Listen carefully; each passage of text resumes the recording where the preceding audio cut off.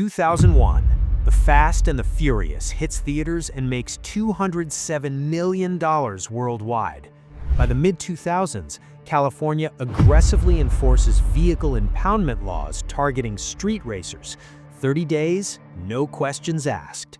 Somewhere between those two moments, performance stopped being visible and started being a crime. Here's what everyone thinks happened. Emissions regulations got stricter, gas got expensive, and people just stopped caring about speed. That's not the story. Speed didn't disappear in the 2000s. It went underground, not because it stopped being fun, because it started attracting consequences nobody could afford. The real story isn't about regulations, it's about visibility becoming a liability. Let's start with what actually triggered this. June 22, 2001. The Fast and the Furious opened to over $40 million its first weekend. The movie cost $38 million to make. By the end of its run, it pulled in $207 million globally, and it made street racing look awesome. Suddenly, modified Civics, Supras, and Skylines weren't just cars, they were cultural symbols. Import performance exploded. Car meets swelled. Drag racing on public streets became mainstream, and law enforcement noticed. By the mid-2000s, street racing wasn't underground anymore. It was visible, loud, and everywhere. High-profile crashes started making headlines. Young drivers in modified cars were wrapping themselves around poles. Communities were complaining about late-night meets blocking traffic. The media called it an epidemic. Legislators called it a public safety crisis. The officer was trying to bump the back of that car. Like they spun him out. He spun out. He's now heading backwards. There was a... Oh, my goodness. That's unbelievable. That is unbelievable. California responded with aggressive enforcement. Under California Vehicle Code Section 23109, if a peace officer determined you were engaged in a speed contest or exhibition of speed, they could immediately arrest you and impound your vehicle for up to 30 days. Not after a conviction, immediately. The impound fees alone could hit over $1,000.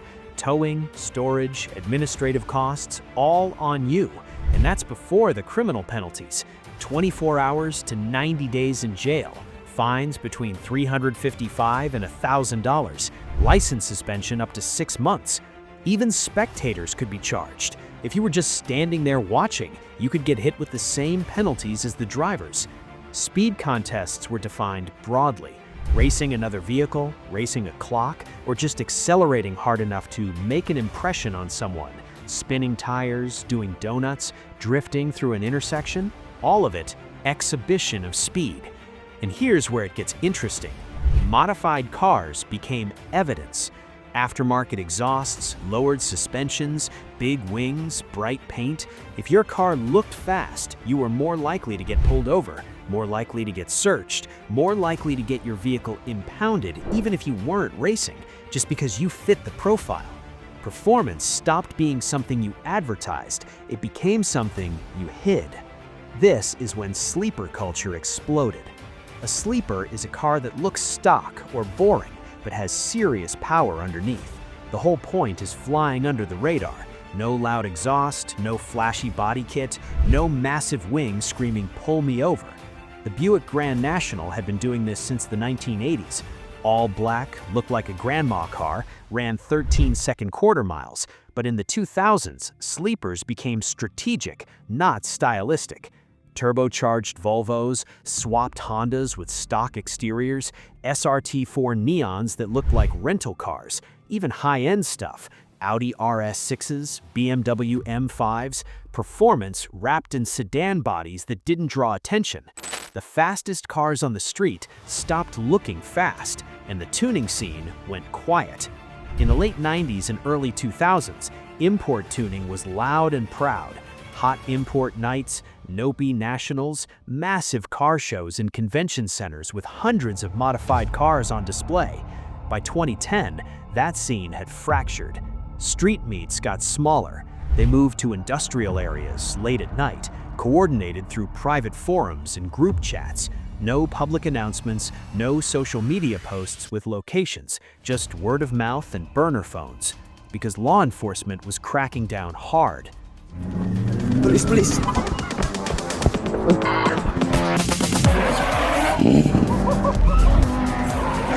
Police started running stings. They'd set up at known meet spots, impound dozens of cars at once, and arrest anyone they could link to racing activity.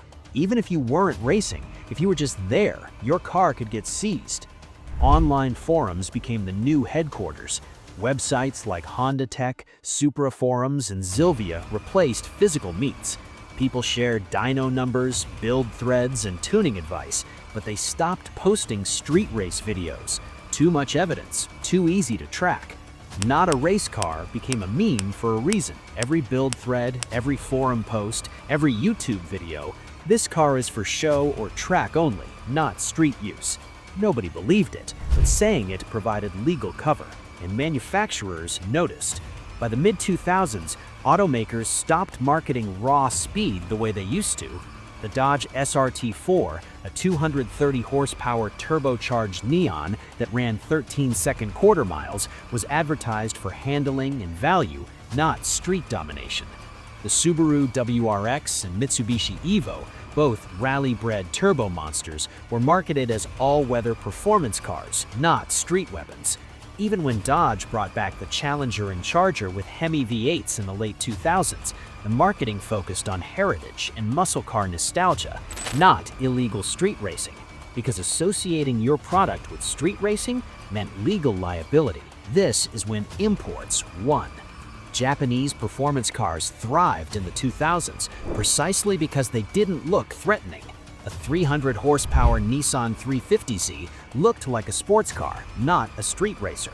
A turbocharged Subaru STI looked like a wagon. And they were tuner-friendly. Bolt-on turbos, ECU flashes, intercooler upgrades. You could build serious power without visible modifications. The Mitsubishi Evo and Subaru WRX became the poster cars for this era. Fast, capable, and subtle enough to avoid immediate profiling. Meanwhile, American muscle was struggling. The Mustang GT made 300 horsepower and attracted cops like a magnet. The Camaro was discontinued from 2003 to 2009. The Charger and Challenger came back, but they were big, loud, and impossible to hide. Imports dominated because they fit the new reality. Performance had to be invisible. And that legacy still exists today. Modern performance cars are designed to blend in. The Mercedes-AMG E61 looks like a taxi. The Audi RS6 Avant looks like a grocery getter. Even Hellcats and Demons, 700-plus horsepower, are just Chargers and Challengers with different badges. The fastest cars on the road don't announce themselves anymore. And the tuning scene, still underground. Car meets in 2025 are smaller, quieter, and more private than they were 25 years ago. Social media killed the old meet culture. Too easy for cops to monitor Instagram posts and show up with tow trucks. Now it's group chats, private Discord servers, encrypted messaging apps. The same energy, the same builds, the same passion, just invisible to anyone outside the scene. Because the lesson from the 2000s was clear. If they can see you, they can stop you. So here's what actually happened. Speed didn't die in the 2000s. It didn't even slow down. It just stopped asking for permission and started hiding in plain sight. The golden age of visible car culture ended the moment performance became evidence, the moment modified cars became targets, the moment being fast meant risking your freedom and your car. Street racing didn't disappear, it went underground because visibility became unaffordable.